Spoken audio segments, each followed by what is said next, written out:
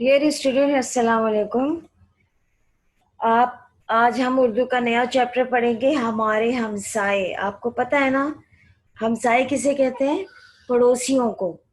जाहिर है आपके भी पड़ोसी हैं, हमारे भी हैं। तो इसमें पड़ोसियों के बारे में बताया गया है। अब पूरी स्टोरी आप देखें, मैं रीड करूंगी पेज नंबर 38। सही है? बुक सबके सामने होनी चाहिए, मैं रीड कर रही हूँ और आप देखिए। पड़ोसियों के बारे में इसमें बताया जा रहा है, ठीक है। नवीद, जरा देखना सुबह सुबह कौन दरवाजे में दस्तक दे रहा है। अम्मी ने बावर्ची खाने से नवीद को पुकार कर कहा। होगा कौन? वही होंगे जो हमारे पड़ोसी हैं। इन्हें फिर किसी चीज की जरूरत पड़ गई होगी। इन लोगों ने तो आदत ही बना ली है, हर चीज हमसे मांगते रहते हैं। नवीद बड़बड़ाता हुआ दरवाजे की तरफ बढ़ गया। दरवाजा खुला तो बाग के सामने नवीद का पड़ोसी शाहिद खड़ा था। क्या है? नवीद ने झुंझलाते हुए पूछा, यानी उसको बेजारी हुई कि बार बार मांगने आ जाते हैं चीजें। वो असल में, हाँ हाँ बोलो भाई, अब क्या चाहिए? नवीद भाई, बात ये है कि घर में माचिस खत्म हो गई है। आप तो जानते हैं कि इतनी सुबह सुबह दुकान कौन खोलता है, वरना मैं दुकान से ले लेता।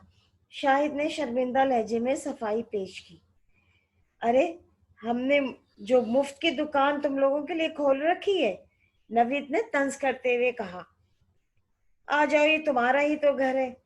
शाहिद ने अंदर आकर नवीद की अम्मी को सलाम किया।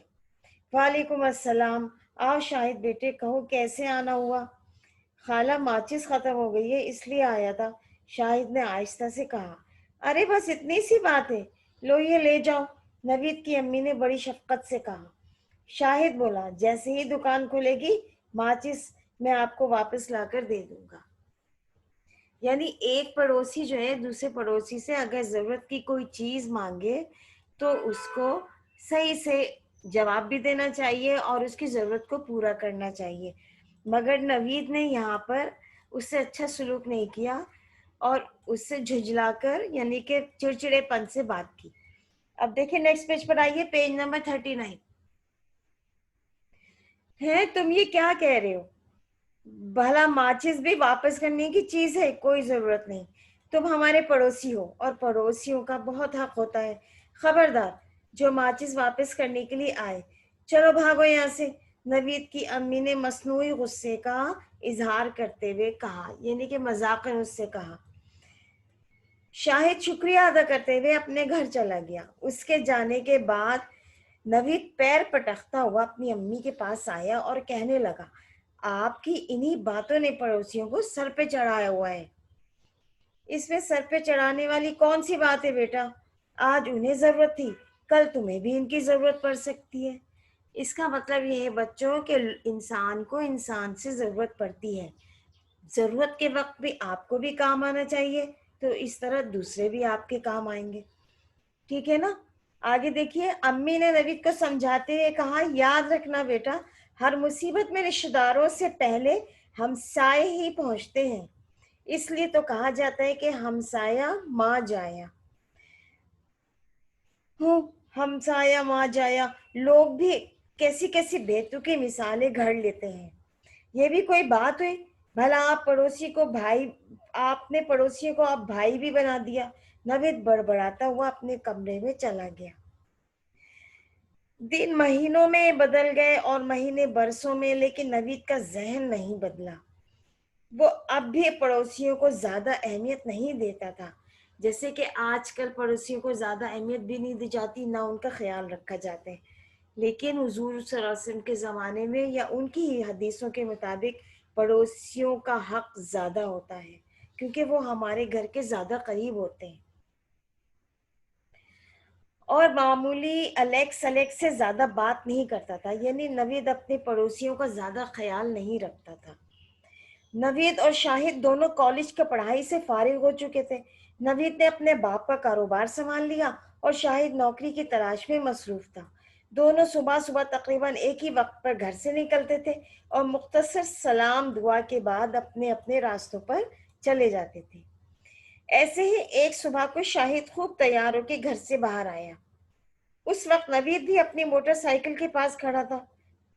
شاہد اس کے پاس جا کر بولا، نوید بھائی آج نوکری کے لیے میرا انٹرویو ہے، دعا کریں کہ کامیاب ہو جاؤں۔ یہ تو بڑی اچھی بات ہے، نوید نے سوچا، شاید اسی بہانے ان سے جان چھوٹ جائے۔ اس نے بڑے خلوص سے دعا دی، اللہ تمہیں کامیابی عطا فرمائے، یہ کہہ کر موٹر سائیکل اسٹارٹ کی اور یہ جا اور وہ جا، یعنی وہ چلا گیا تیزی سے۔ تھوڑی دیر بعد شاہد بھی رکشے میں بیٹھ کر روانہ ہو گیا، لیکن جیسے ہی اس کا رکشہ اگلے چوک پر پہنچا اس نے دیکھا کہ سڑک کے کنارے کچھ لوگ جمع ہیں اور کسی کے چیخنے کی آوازیں آ رہی ہیں۔ شاید کوئی حادثہ ہو گیا ہو، اس نے سوچا۔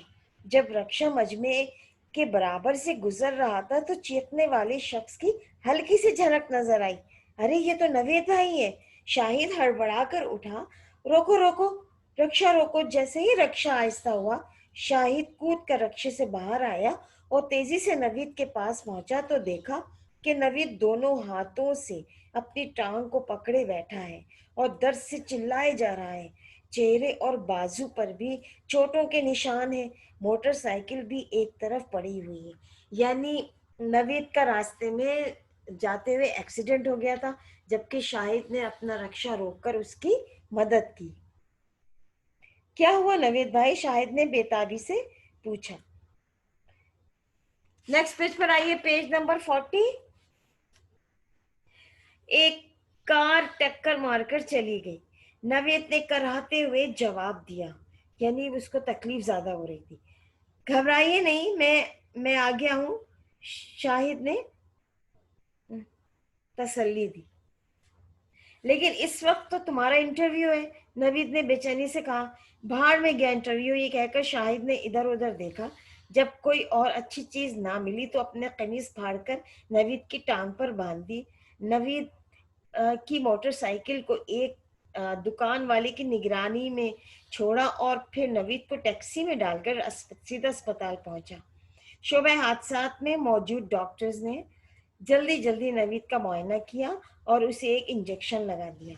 ایک نرس نے نوید کے چہرے اور بازو کے زخم کو صاف کیا اور تسلی دی کہ گھبرانے کی کوئی بات نہیں ہے، معمولی خراشیں ہیں، جلد ٹھیک ہو جائیں گی۔